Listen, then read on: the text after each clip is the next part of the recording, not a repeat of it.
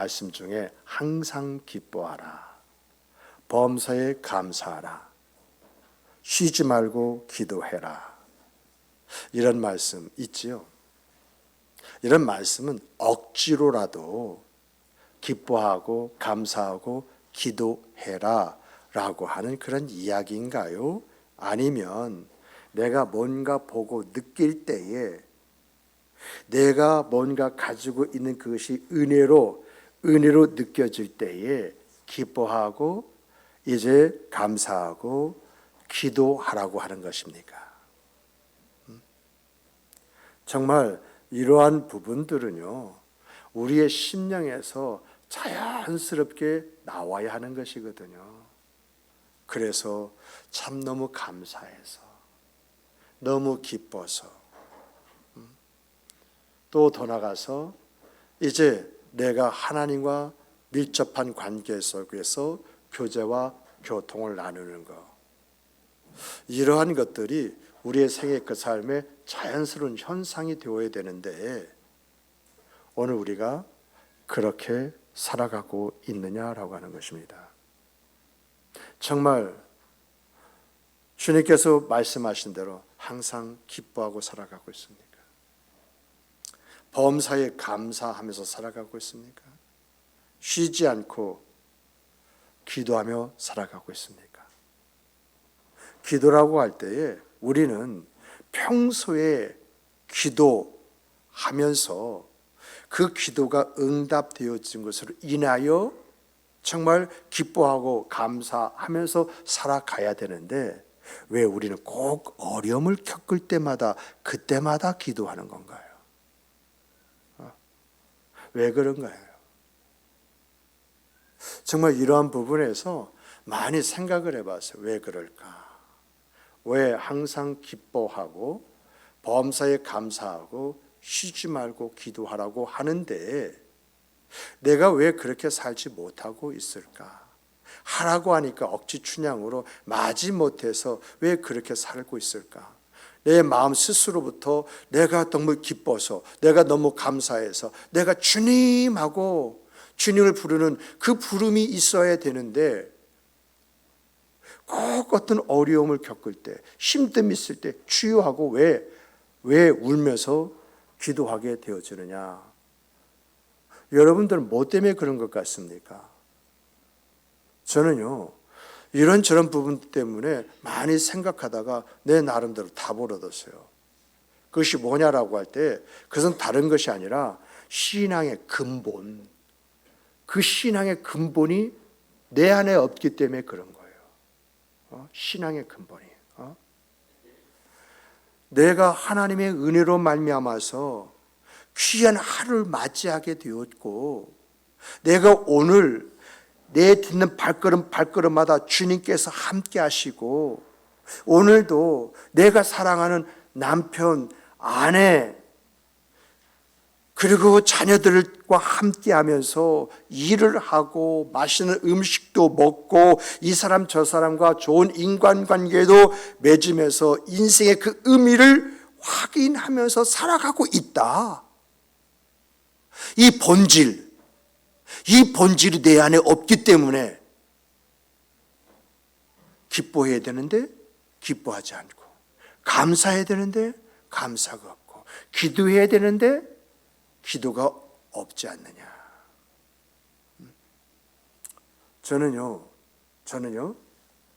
새벽에 일어나면 눈 뜨자마자 하는 고백이 하나님의 살아계심과 일하심과 역사하심, 이것을 고백하면서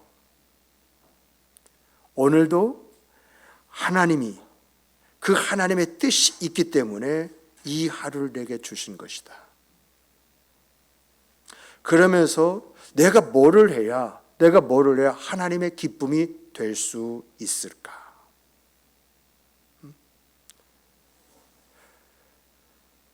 왜 이런 질문을 스스로 하게 되느냐면요, 한번 잘 생각해 보세요. 하나님께서 나를 통해서 이루실 것을 다 이루셨다고 한다면, 하나님께서 나를 통해서 받으실 것 다 받으셨다고 한다면 내가 이 세상에 있을 이유가 없잖아요. 안 그런가요? 하나님이 내 생명을 하늘나라로 거두셔서 영원한 복락을 누리게 하시지 왜 한숨과 눈물과 고통과 아픔을 이곳에 놔두시겠느냐는 거죠.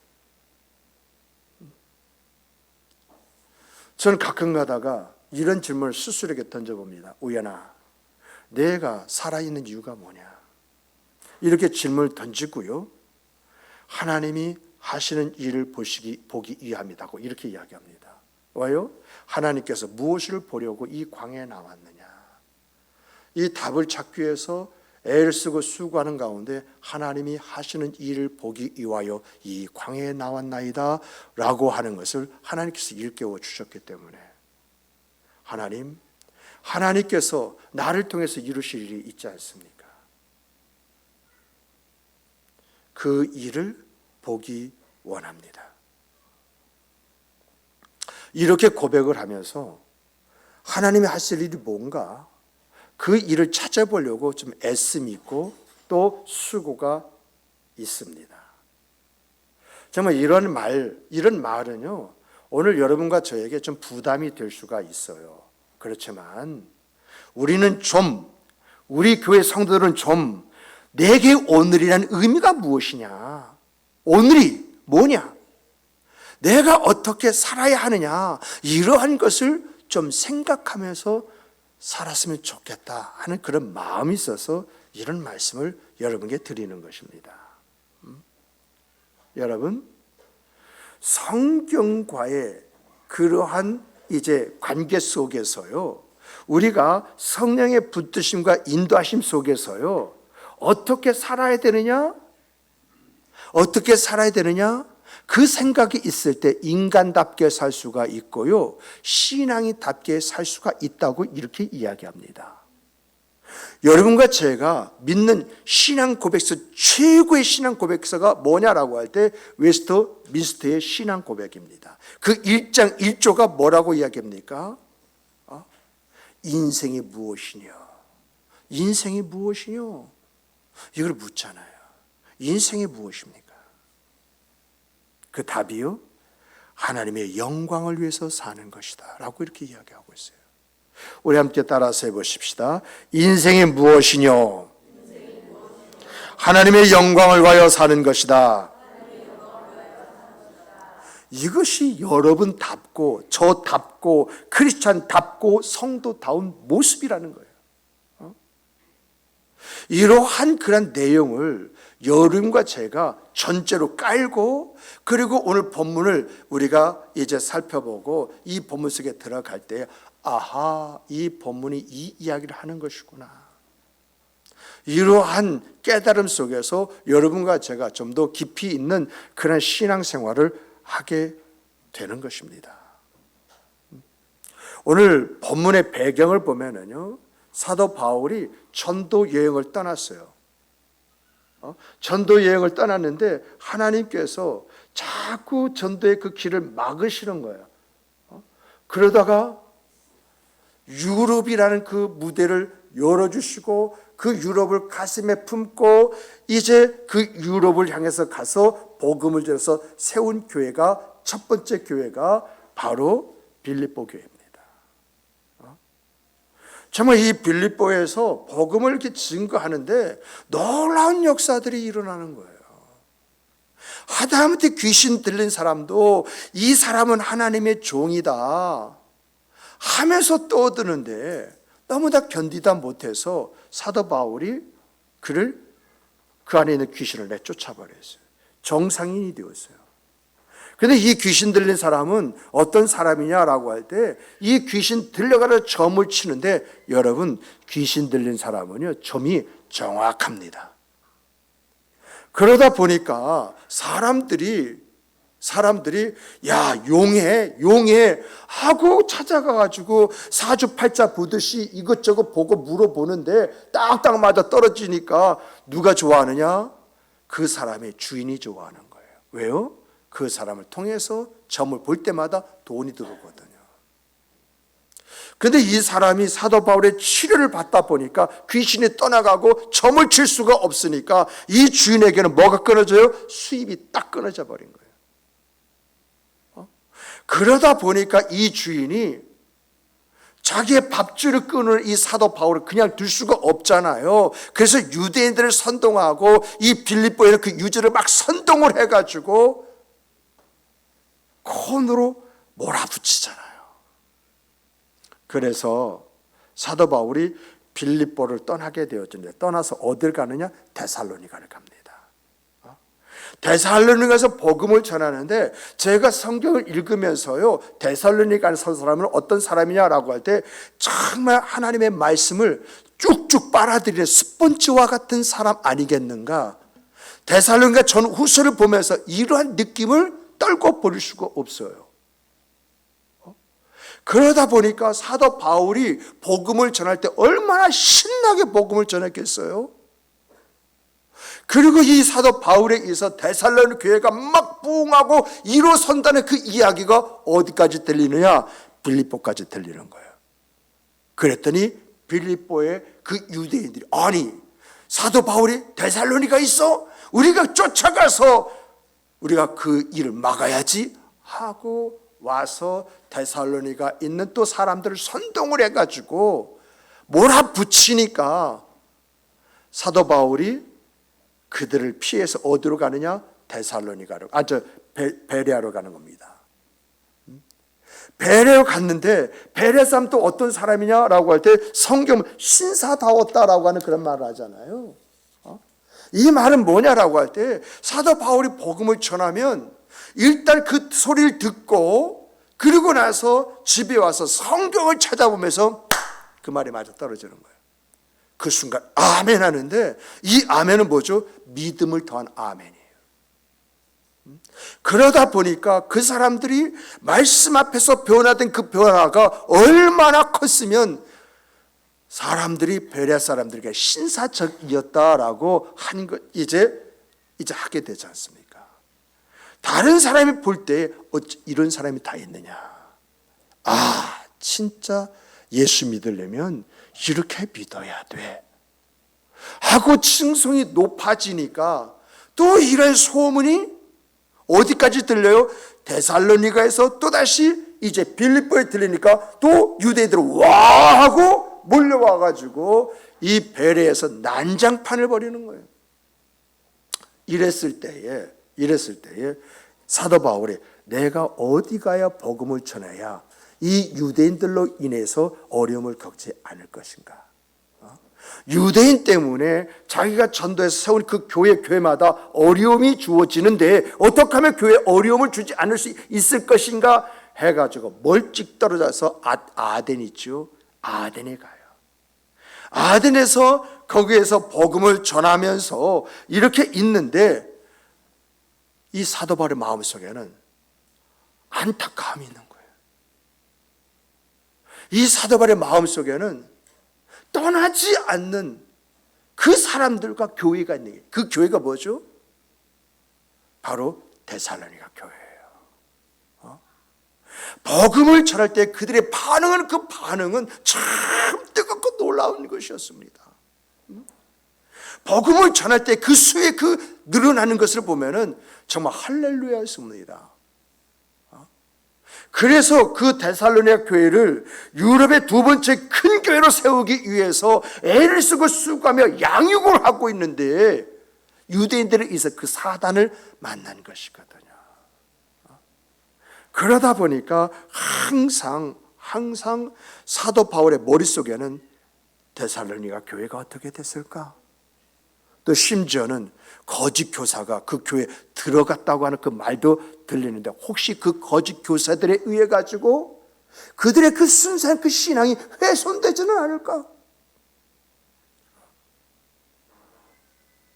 이러한 그 마음이 사도 바울의 마음을 조급하게 만드는 거예요. 그래서 아덴을 가면서 디모데하고 실라에게 와라, 내게 좀 와라. 이거 왔단 말입니다. 오니까 디모데에게, 야 디모데야, 너 데살로니가 좀 교회 좀 가봐라. 데살로니가 교회가 지금 이런 상황 속에 놓여 있다는 그런 말을 듣고 내 마음이 너무 좋지가 않다. 그 데살로니가 가서 이제 그 교회에서 수습도 하고 그 믿음으로 네가 좀 반드시 좀 세워놓고 나에게 좀 왔으면 좋겠다, 이렇게 이야기를 했어요. 그래서 디모데가 데살로니가 교회를 간 것입니다.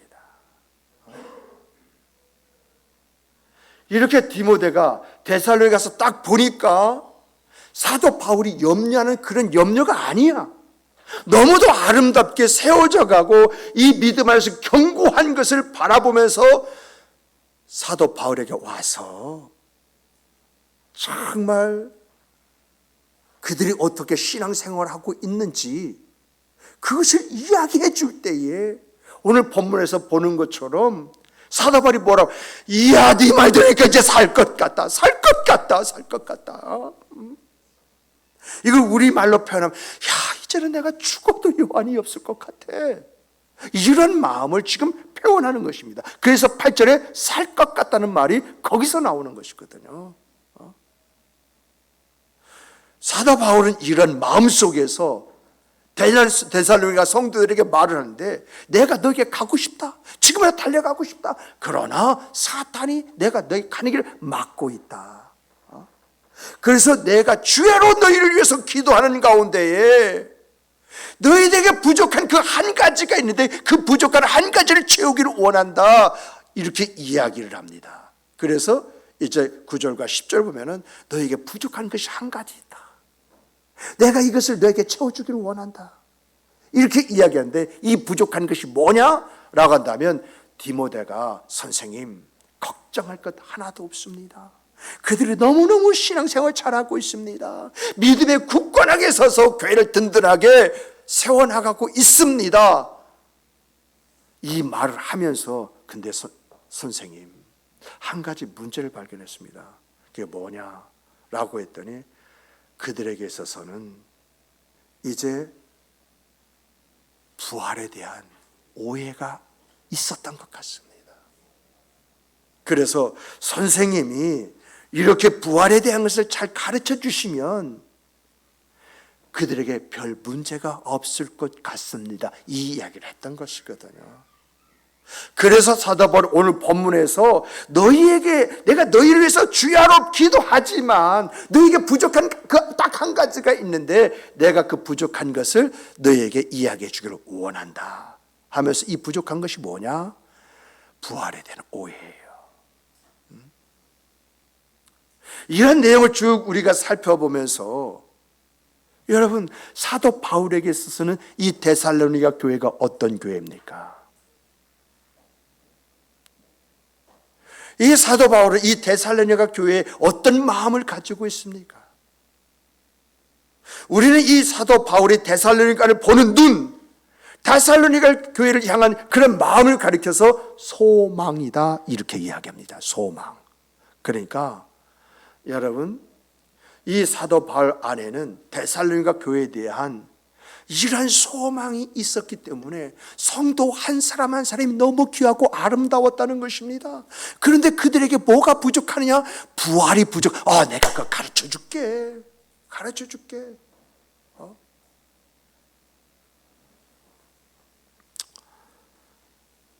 이러한 데살로니가 교회였기 때문에 사도 바울이요, 디모데에게 데살로니가 교회에 대한 이야기를 듣고, 이야 진짜 살 것 같다, 살만 난다, 이렇게 너무 기뻐했다는 거예요.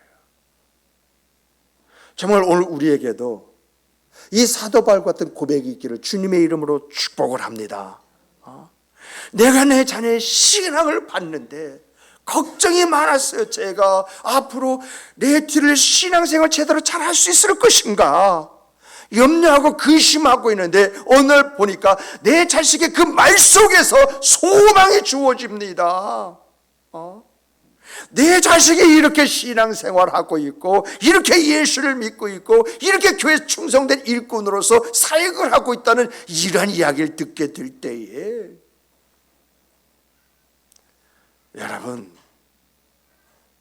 여러분의 가슴 속에 살 것 같다. 이제는 걱정 하나도 될 것 같다. 하나님께서 우리의 자녀들 축복해 주실 것 같다, 이런 마음이 들어오지 않겠습니까? 이런 은혜, 이런 역사가 여러분의 삶에 하나님의 축복이 되기를 다시 한번 주님의 이름으로 축복합니다. 여러분이 여러분의 인생사 그 삶 속에 다양한 일들이 있지 않습니까? 내가 이 일을 하고 싶고, 내가 이렇게 되었으면 좋겠고, 이런 것들이 내 인생에 대한 나의 소망이지 않습니까? 그런데 그런 나의 소망이 하나하나 징조가 보이기 시작하고 이루어질 길이 열려가고 그 안에서 내가 나 자신에 대한 발견이 있었을 때 여러분의 마음이 얼마나 시원하겠습니까? 얼마나 흡족하겠습니까? 나의 나된 것에 대한 자부심이 내 안에서 일어나지 않겠습니까? 정말 여러분의 인생사 그 삶의 그 소망이 이루어진 그 이루어짐 속에서 여러분이 갖는 그 기쁨과 즐거움이 충만하기를 주님의 이름으로 다시 한번 축복을 합니다. 신앙도 마찬가지지 않습니까? 우리 교회가 어떤 교회? 그것이 우리의 소망이 되어서 내가 주야로 기도하고 내가 수고하는 가운데 점점 교회가 아름다워집니다. 그때 교회 딱 들어와서 성들이 쫙 하는 뒤통수 꼭지만 봐도 할렐루야, 할렐루야. 여러분, 제 마음과 여러분의 마음이 참 흡족하고 감사하고 저절로 예배드리고 싶은 그런 마음이 주어지고 나타나지 않겠습니까? 이러한 역사가 우리 안에서 일어나기를 주님의 이름으로 축복합니다. 축복합니다. 그런데 여러분, 이런 여러분과 제가 되기 위해서는 우리 안에 우리가 가져야 할 것들이 있어요. 우리 한번 7절 보십시다. 7절입니다. 우리 7절 다 같이 한번 읽어보십시다. 데살로니가 전서 3장 7절입니다. 자, 읽어보실까요? 이러므로 형제들아, 우리가 모든 궁핍과 환난 가운데에서 너희 믿음으로 말미암아 너희에게 위로를 받았노라. 너의 믿음이 소망이고 그 믿음으로 말미암아서 위로를 받았다는 것이 시원했다, 만족했다, 즐거웠다, 기뻤다, 그런 이야기가 아니겠습니까? 그런데 지금 사도 바울의 형편과 사정이 어때요? 어떤 환경 속에 있었다고요? 모든 궁핍과 환난, 현재는 궁핍이 있었고 배고픔이 있었고 고통이 있었고 어려움이 있었다는 거예요. 그런데 데살로니가 성도들의 간절한 비함이 그건 아무것도 아니라는 거야. 정말 자기에게 있어서 배고픔이 있었고 이 궁핍이 있었고 고통이 있고 어려움이 있었는데 데살로니가 성도들의 이야기를 들으면 싹 없어져 버리더라는 거예요. 이 신상 내게 좀 어려움이 있다. 그게 뭐가 문제야? 데살로니가 교회가 살았대. 성도들이 믿음 안에서 곧바로 서 있대. 여러분의 형편과 사정이 좀 열악하고 좋지 않을 수가 있습니다. 어려움 가운데 처할 수 있습니다. 그러나 내 자식이 잘 되었대요. 잘 되고 있대요. 자식의 그 잘 되었다는 그 말 한마디에 여러분이 환난 속에 있고 여러분이 공고 속에 있고 여러분이 배고픔 속에 있고 여러분 어려움 속에 있다 할지라도 그거 문제가 됩니까? 그죠. 자식 잘 되는 거 생각하면 얼굴에서 먼저 뭐가 와요? 웃음이 탁 주어지는데, 고생한 보람이 생기고 애씀과 수고에 대한 결실이 있는데 내 마음이 시원하지 않겠습니까? 사도 바울에게는요, 이 같은 영혼에 대한 뜨거움이 있었습니다. 뜨거움. 이 뜨거움은요, 본질을 잊지 않은 데서 가지고 있을 수 있다는 것입니다. 이 본질은 뭐죠? 우리 주 예수 그리스도가 왜 이 땅에 오셨느냐? 나를 구원하시기 위해서 이 땅에 오셨다. 죄인된 나를 불러 회개시키고 구원하기 위해서, 그리고 이러한 일을 위해서 너는 가서 모든 족속으로 제자를 삼고 너는 사마리아와 땅끝까지 이르러서 내 증인이 되라. 이 그리스도의 명령이 그의 본질이었다는 것입니다. 예수가 오시면 나를 구원하시기 위해서, 내 죄에서 나를 깨끗하게 하기 위해서, 그뿐만 아니라 나를 통해서 주님께서 원하시는 그 일들을 위해서 부르시고 세우시고 내 안에서 역사하신다. 그러므로 내가 오늘 무엇을 할 것이냐? 하나님의 귀한 뜻이 있기 때문에 오늘이라고 하는 그 생명을 하나님께서 연장시켜 주시고 오늘이라는 것을 선물로 나에게 주셨는데 내가 오늘 뭘 해야 할 것이냐? 우리에게요 이런 본질이 있어야 됩니다. 이런 본질이. 우리가 뭘 하든 우리가 어떤 상황이든 우리가 어떤 조건에 있든지 간에 우리가 신앙인으로서의 본질을 잃어버리지 않는다면 우리는 그 본질에 충실한 사람으로 오늘을 살아가는 성도가 될 줄 믿습니다. 사람은요 살아가는 데서 기본적인 본분이 있습니다. 지금은요 그런 기본적인 본분이 얽히고 설켜가지고 옳고 그름을 분간하지 못한 세상 속에 여러분과 제가 살고 있지만은요 참 옛날에 어떻습니까? 제가 어렸을 때요 호기심에 담배 한번 피워보느라고 골목에서 친구하고 야야야야 하고 이렇게 담배 피우다가 어른이 딱 오잖아요. 야야야 빨리 꺼 빨리 꺼 빨리 꺼. 그런데 그 냄새가 있으니까 어른이 지나가다 이 싸가지 없는 놈들 하면요 이 말 듣자마자 36개 출애굽 지나고 어디로 튀는지 모르고 다 뿔뿔이 흩어졌어요. 근데 요즘 아이는 어떻습니까? 아저씨 담배 있어요? 아저씨 라이터 있어요? 이런 세상이잖아요. 제가요 예전에 잘 썼던 말이 삼강오륜입니다. 저는요 이 삼강오륜이 성경에서 나왔다 이렇게 말하는 목사입니다. 삼강과 오륜은 가정에서부터 한 국가가 형성되기까지 서로 지켜야 할 최소한의 도리입니다. 여러분 이 사회를 구성하는 가장 최소의 단위가 뭐지요? 가정이죠. 이 가정의 기초가 뭔지 아십니까? 부부유별입니다. 부부유별. 부부가 서로 손을 잡고 있는 자리가 어디냐? 가정이다. 그 이야기거든요. 정말 여러분 이 부부를 뭐라고 하느냐라고 할 때 무촌이라고 하지 않습니까? 무촌이요 가정의 근본이자 사회와 국가를 이루는 근본입니다. 무촌.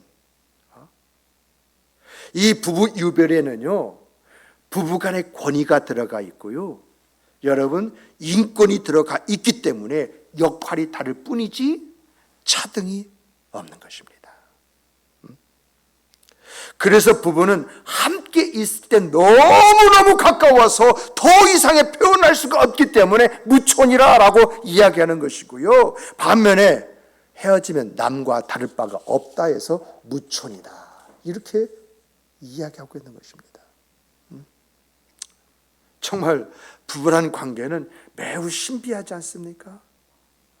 이 부부 사이에서 아이가 태어남으로 인해서 가정이 형성되고 사회가 작은 사회가 그 가정 안에서 지금 시작이 되어지는 것이 아니겠습니까? 이런 가정 안에 형성된 가장 사회적인 기본이 부자 유친이지 않습니까? 부자 유친. 아버지와 자식 간에는 무엇과도 바꿀 수 없는 친분이 그 안에 형성되어져 있다 해서 부자 유친이라 말하지 않습니까? 이것이 좀 더 발전해 가지고요 붕유유신이라는 말이 나옵니다. 붕유유신. 친구들 간에는 신의가 있어야 된다라고 하는 말이죠. 그래야 불신이 깨어지고 협력하면서 건강한 사회가 이루어진다라고 하는 그런 이야기거든요.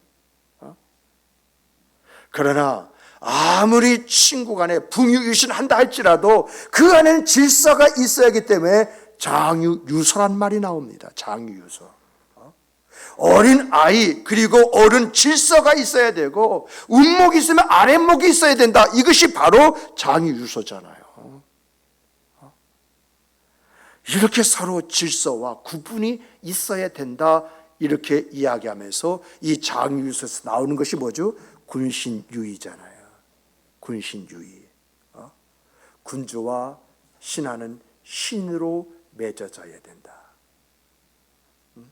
이러한 이야기가 뭐냐라고 할 때 바로 이러한 이야기가 우리가 살아가는 데서 우리가 지켜야 할 가장 기본적인 것인데 오늘 보면 이 기본적인 게 다 망가졌지 않습니까? 해도 너무한다. 저 아이들에게 어떻게 해야 할 것인가? 미래는 있는가? 이 나라, 이 대한민국은 앞으로 어떻게 될 것인가? 이러한 걱정들이 이런 기본 질서가 깨지는 데서 나오는 우리의 탄식이지 않습니까? 그런데 여러분, 우리 믿는 사람들은 어떤 사람들입니까? 이런 환경, 이런 세상 속에 살아간다 할지라도 여러분, 우리에게는 뭐가 있느냐? 소망이 있습니다. 소망. 이것이 회복될 수 있다. 이것이 새롭게 될 수 있다. 이러한 것들이 우리의 소망이잖아요. 여러분, 고린도 후서 6장 4절과 5절에 보면 이런 말씀이 있습니다. 오직 모든 일에 하나님의 일꾼으로 자천하여 많이 견디는 것과 환난과 궁핍과 고난과 매맞음과 갇힘과 난동과 수고로움과 자지 못함과 먹지 못함 가운데서도. 무슨 말이죠? 지금 사도 바울이 말할 수 없는 이제 고통 속에 있다는 거 아니겠습니까? 그런데 이 고통을 어떻게 이겼어요? 어떻게 이겼어요? 소망이 그 모든 것을 극복하게 만들더라는 거죠.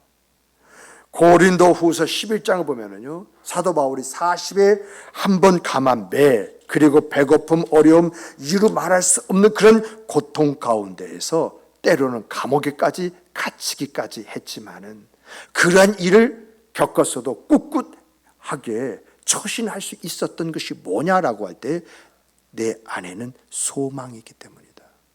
소망이.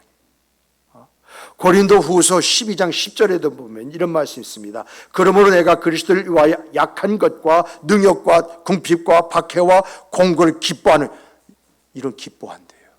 기뻐하노니 이런 내가 약할 때 그때가 감이라. 이 말 속에서 숨겨져 있는 것이 뭐죠? 그 사람 안에 소망이 있다고 한다면 그 소망 때문에 그 사람의 현실과 상황과 처지가 어떠한 날지라도 그 사람의 환경과 상황과 처지를 능히 극복할 수 있는 힘과 능력이 그 사람 안에서 배양되어지고 그림을 통해서 어떠한 그런 상황 속에서 할지라도 그 상황이 묶이는 것이 아니라 그 상황을 딛고 일어서는 역사가 있다라고 하는 것입니다. 그러면 여러분과 제 생과 그 삶 속에 어떤 문제가 있습니까? 그 문제보다도 하나님을 믿는 믿음이 있습니까? 그렇다면 여러분들 안에 가져야 할 것이 무엇입니까? 우리 함께 따라서 해보십시다. 내 하나님은 전지전능하신 내 아버지이시다. 아멘이십니까? 아멘이십니까? 바로 이것이지 않습니까? 내 환경과 상황과 처지는 어떠하다 할지라도 이 환경과 상황과 처지를 바꾸어 줄 수 있는 그 하나님, 이것이 나의 소망이 되어질 때에 내 환경이, 내 상황이, 내 형편이 좀 어려울 수 있어요. 그게 대수입니까? 그것이 하나님께서 역사하시는 현장이 될 수 있는데, 오늘 여러분과 저에게는 이러한 믿음이 있어야 됩니다.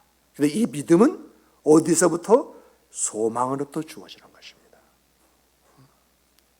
이런 소망이 있다 보니까 하나님의 일하시고 역사심이 주어지고 나타나지 않습니까? 이 하나님의 일하시고 역사심이 주어지고 나타날 때 여러분의 입에서 나오는 게 뭐라고 생각하십니까? 내가 하나님 안에서 내 남편과 내 아내와 내 자식에게, 내 가정에, 교회에 대해서 한 소망을 가졌습니다. 그 소망을 가지고 하나님을 우러러 봤는데 하나님께서 일하시고 역사심이 그 삶의 현장 속에 주어지고 나타나는 거예요. 그럴 때 여러분과 제 입에 나오는 것이 뭔지 아십니까? 나오는 것이 뭔지 아십니까? 따라서 해보십시다. 감사합니다. 감사.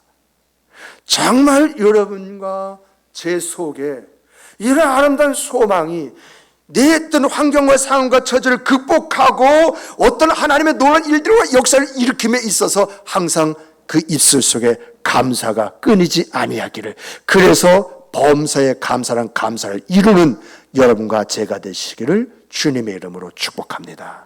축복합니다. 축복합니다. 우리 함께 기도하시겠습니다.